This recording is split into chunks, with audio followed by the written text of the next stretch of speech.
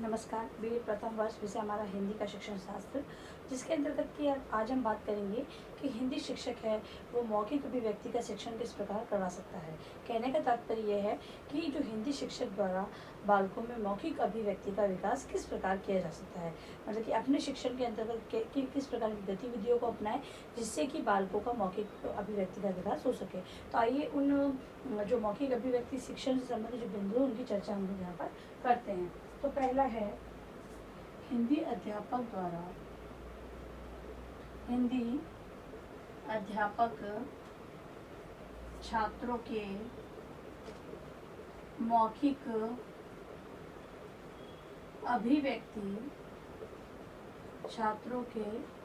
मौखिक अभिव्यक्ति के लिए निरंतर प्रेरित करता रहे। सबसे पहली बात है कि जो हिंदी शिक्षक है या अध्यापक है वो बालकों को मौखिक अभिव्यक्ति के लिए निरंतर प्रेरित करता रहे। कक्षा के अंतर्गत उन्हें वार्तालाप करने का अवसर प्रदान करे, तो जैसे कि उन्हें प्रेरित करता रहे, विभिन्न प्रेरणाओं के माध्यम से वो बालकों की मौखिक अभिव्यक्ति का विकास कर सकता है। दूसरा है हिंदी शिक्षक कक्षा के प्रत्येक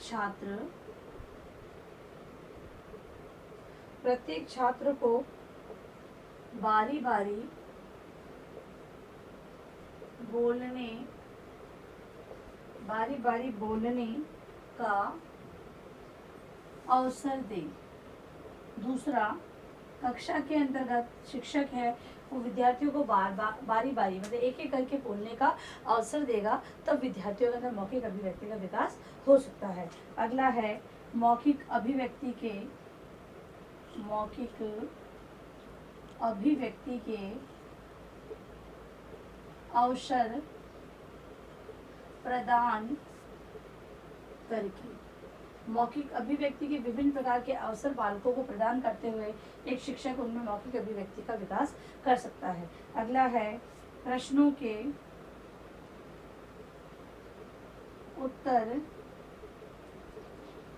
के उत्तर देने के लिए विद्यार्थियों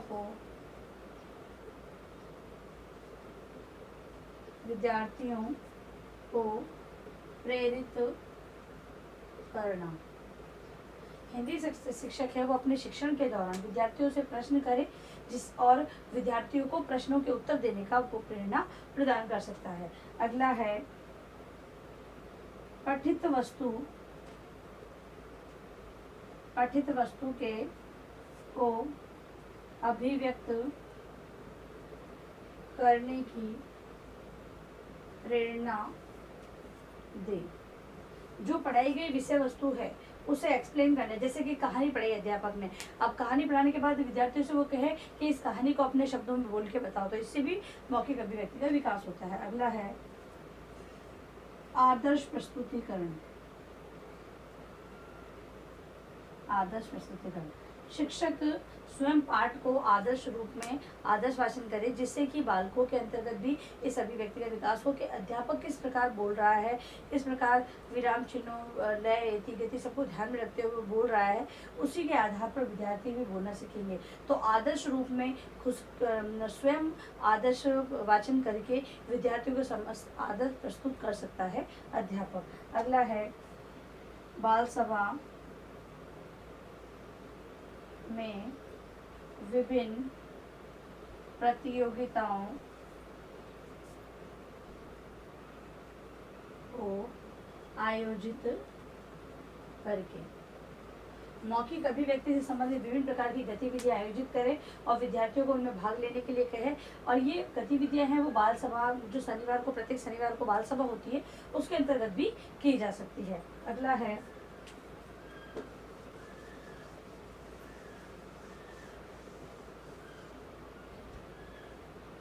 उच्चारण के माध्यम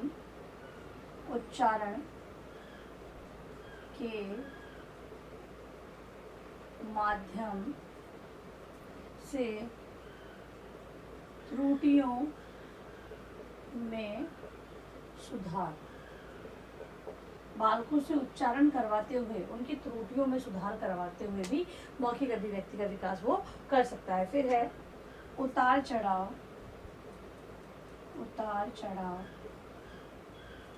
से बोलने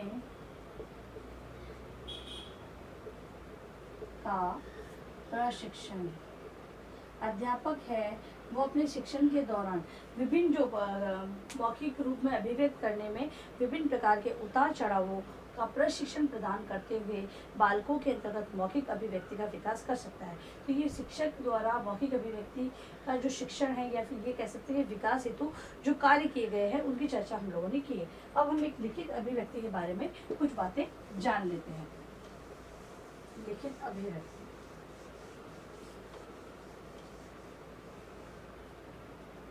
क्या होती है? लिखित अभिव्यक्ति, लिखित अभिव्यक्ति जिन विचारों को लेखक लिख कर व्यक्त करता है या लिखित रूप में लिपि चिन्हों के माध्यम से व्यक्त करता है उसे लिखित रूप में लिखित अभिव्यक्ति कहते हैं। यानी कि इसके अंतर्गत जो विचार है, भाव है, वो हमें लिखित रूप में देखने को मिलते हैं, इसी कारण इसे लिखित अभिव्यक्ति कहा जाता है। जब मानव मन के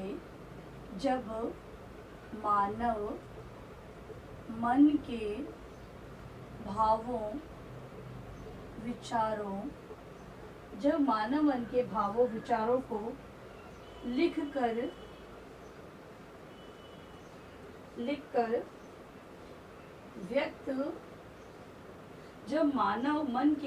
विचारों को लिख कर व्यक्त करता है तो यह लिखित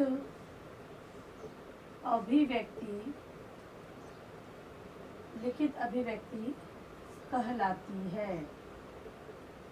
लिखित अभिव्यक्ति कहलाती है। अर्जित ज्ञान के स्थायित्व एवं संरक्षण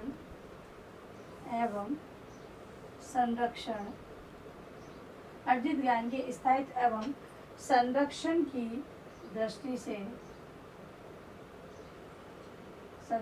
दृष्टि से लिखित अभिव्यक्ति का विशेष महत्व है। मानव जीवन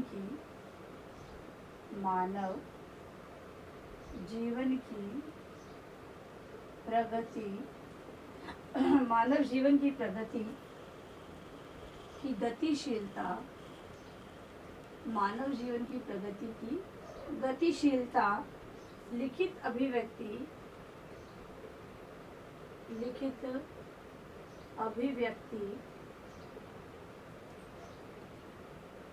द्वारा ही संभव हुई है। मतलब कि मानव की जो प्रगति है उसका मतलब जो विकास है, मानव का जो विकास है उसे लिखित अभिव्यक्ति के द्वारा ही संभव किया गया है। लिखित अभिव्यक्ति से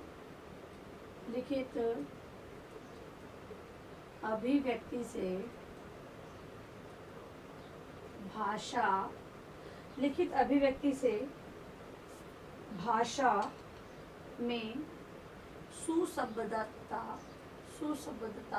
और प्रभाव उत्पादकता आती है।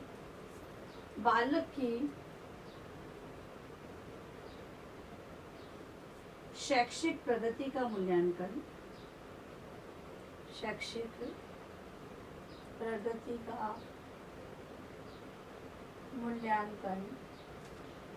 बालक की शैक्षिक प्रगति का मूल्यांकन भी लिखित अभिव्यक्ति लिखित अभिव्यक्ति द्वारा ही होता है बालक का शैक्षिक प्रगति का मूल्यांकन। मतलब कि हम लोग देखते हैं कि लिखित परीक्षाओं के माध्यम से ही बालकों का रिजल्ट तैयार किया जाता है। बालक में भाषा ज्ञान मिलता है, उसका मस्तिष्क एवं बौद्धिक विकास मानसिक एवं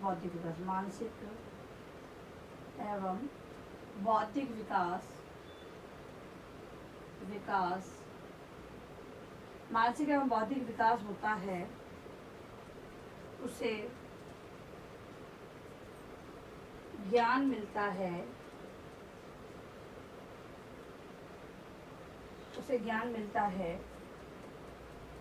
ठीक है। इसके अलावा सांसारिक ज्ञान विज्ञान से परिचय प्राप्त होता है। लिखित अभिव्यक्ति मतलब लिखित रूप में उसकी शैक्षिक जो प्रगति उसका पता लगाया जाता है। बालक में भाषा का जो ज्ञान हम लोग देखते हैं, लिपि चिन्हों के माध्यम से हम उसे भाषा का ज्ञान प्रदान करते हैं। इसके अलावा बौद्धिक और मानसिक विकास होता है, उसे ज्ञान मिलता है। सांसारिक ज्ञान या विज्ञान से वो परिचित होता है, उसका ज्ञान प्राप्त करता है। उनमें क्रियाशीलता मतलब बालकों में क्रियाशीलता का विकास होता है।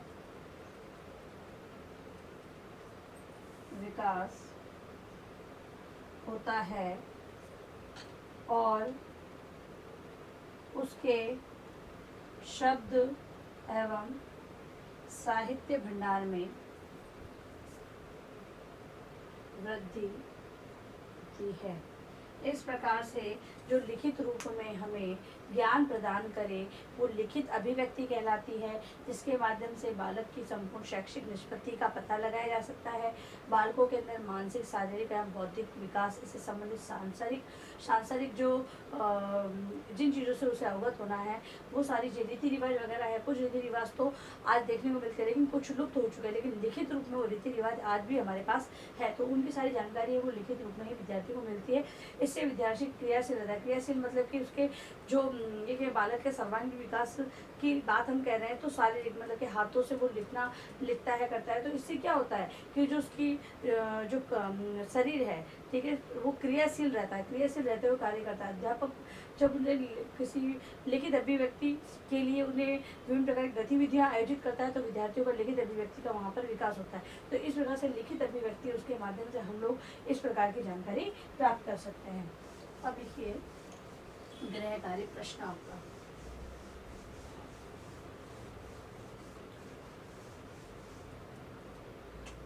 गृह कार्य प्रश्न। शिक्षक द्वारा मौखिक अभिव्यक्ति का शिक्षण किस प्रकार किया जा सकता है।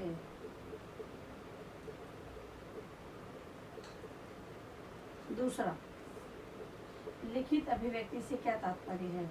लिखित अभिव्यक्ति से क्या तात्पर्य है। ठीक है, ये दोनों प्रश्न आपको अपने होमवर्क के रूप में लिखने हैं और अंत में इस महामारी के दौर में कम से कम ये आवश्यक कार्य होने पर आप लोग घर से बाहर जाएं। बाहर जाते 3 बातों का विशेष ध्यान रखें। मास्क लगाएं, सोशल डिस्टेंस बनाएं और हाथों को बार बार सैनिटाइज करते हैं। सोशल डिस्टेंस का ध्यान रखें। धन्यवाद।